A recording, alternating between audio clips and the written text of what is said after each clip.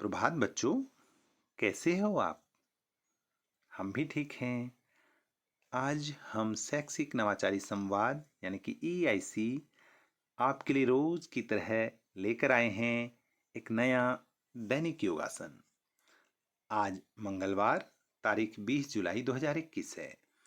आज हम आपके लिए लेकर आए हैं नटराज आसन। तो आइए जानते हैं नटराज आसन क्या है। नटराज का नृत्य विश्व की 5 महान क्रियाओं का निर्देशक है: सृष्टि, स्थिति, प्रलय, तिरोभाव और अनुग्रह। शिव की नटराज की मूर्ति में धर्म, शास्त्र और कला का अनूठा संगम है। उनकी इसी नृत्य मुद्रा पर एक आसन का नाम है नटराज आसन। अब इसकी विधि हम जानते हैं कि हम इसे कैसे करेंगे। सबसे पहले सीधे खड़े हो जाइए, फिर दाएं पैर को पीछे ले जाकर जमीन से ऊपर उठाइए। यहां देखिए। इसके बाद उसे घुटने से मोड़कर उस पैर के पंजे को दाएं हाथ से पकड़ लीजिए, जैसे ये पकड़ा हुआ है। दाएं हाथ से दाएं पैर को अधिकतम ऊपर की ओर उठाने का प्रयास करें। बाएं हाथ को सामने की ओर ऊपर उठाएं, जैसे ये। इस दौरान सिर को ऊपर की ओर उठाकर रखें, फिर स्थिति में आ जाएं। फिर इसी क्रिया को दूसरे पैर अर्थात बाएं पैर को पीछे ले जाकर जमीन के ऊपर उठाकर करना है। ओके, जैसे यहां किया है। इसका क्या लाभ है बच्चों? नटराज आसन करने से बच्चों में शारीरिक स्थिरता आती है और मानसिक एकाग्रता का भी विकास होता है। यह आसन स्नायुमंडल को सुदृढ़ बनाता है। इससे पैरों की मांसपेशियों को व्यायाम मिलता है।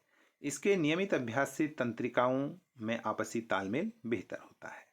अब कुछ सावधानी: अपनी क्षमता से ज्यादा करने का प्रयास न करें और संतुलन बनाए रखें। ठीक है ना बच्चों? ओके। अब आते हैं प्राथमिक स्तर के सामान्य ज्ञान पर। जल्दी जल्दी हम बात करते हैं। पंजाब केसरी किसे कहा जाता है? लाला लाजपत राय को। कुतुब मीनार कहाँ स्थित है? दिल्ली। हमारे उत्तराखंड का प्रसिद्ध लोक नृत्य क्या है? छलिया। छलिया नृत्य कहते हैं। भारत कोकिला कौन कहलाता है? जी हाँ, सरोजिनी नायडू। हमारा राष्ट्रीय खेल क्या है? हॉकी। अब बढ़ते हैं हम जूनियर की ओर। जूनियर में आज का सामान्य ज्ञान पर कुछ हमारे देश में सबसे बड़ा या बड़ी क्या है? सबसे बड़ा लिवरपूल हावड़ा ब्रिज, कोलकाता। सबसे बड़ा गुरुद्वारा स्वर्ण मंदिर, अमृतसर। सबसे बड़ा तारामंडल बिरला प्लेनेटोरियम, कोलकाता में। सबसे बड़ा गिरजाघर सेंट कैथेड्रल, गोवा में। सबसे लंबा बांध हीराकुंड बांध, ओडिशा में। सबसे लंबा रेल मार्ग डिब्रूगढ़ से कन्याकुमारी। सबसे बड़ा अजायब घर कोलकाता में। सबसे बड़ा स्टेडियम साल्टलेक स्टेडियम, ये भी कोलकाता में। सबसे बड़ा गुंबद गोल गुंबज, बीजापुर में। सबसे लंबा रेलवे प्लेटफॉर्म गोरखपुर में। कितना है? 1.3 किलोमीटर। और सबसे ऊंचा टीवी टावर पीतमपुरा, नई दिल्ली में। तो ये था आज का सामान्य ज्ञान। अब चलते हैं नैतिक शिक्षा की ओर। आज की नैतिक शिक्षा में हमारा शीर्षक है दोस्त की मदद। तो ये कहानी यहां पर दी गई है कि जंगल में नदी किनारे एक गुफा में एक लोमड़ी रहा करती थी। उसकी नदी में रहने वाले एक कछुए से अच्छी दोस्ती थी। दोनों अक्सर नदी किनारे एक दूसरे से गपशप किया करते थे। एक दिन वे दोनों हमेशा की तरह नदी के किनारे बैठकर बातें कर रहे थे कि कहीं से एक खूंखार तेंदुआ वहां आ गया। तेंदुए को देखकर दोनों जान बचाकर भागे। लोमड़ी तेज थी और सरपट दौड़कर अपनी गुफा में पहुंच गई, लेकिन कछुआ अपनी धीमी चाल के कारण ज्यादा दूर भाग नहीं पाया और तेंदुए की पकड़ में आ गया। तेंदुए ने कछुए को मुंह से पकड़ा और एक पेड़ के नीचे बैठकर उसे खाने की कोशिश करने लगा, लेकिन कछुए के शरीर का बाहरी खोल बहुत सख्त होता है, इसलिए तेंदुए के पैने, दांतों और नाखूनों का भी उस पर कोई असर नहीं हुआ।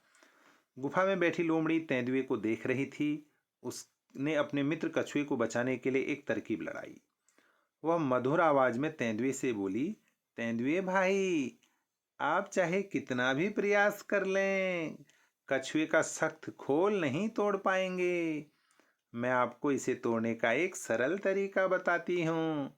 इसे पानी में फेंक दो, थोड़ी देर में ये फूलकर नरम हो जाएगा, फिर इसे आप आसानी से तोड़ पाओगे। तेंदुआ लोमड़ी की चालाकी भरी बातों में आ गया। उसने तुरंत कछुए को नदी में फेंक दिया। नदी में जाते ही कछुआ तैर कर दूर निकल गया। बाद में तेंदुए को समझ में आया कि वह मूर्ख बन चुका है। वह क्या करता, मुंह लटकाए वापस चला गया। तो इस कहानी से हमको क्या शिक्षा मिलती है कि बुद्धिमानी से हर समस्या का समाधान निकाला जा सकता है। तो ठीक है ना बच्चों, आपको भी कभी कोई परेशानी हो तो दिमाग का प्रयोग करना और बुद्धिमानी से उस समस्या का हल करना। तो आज के लिए बस इतना ही। Bye bye, have a nice day.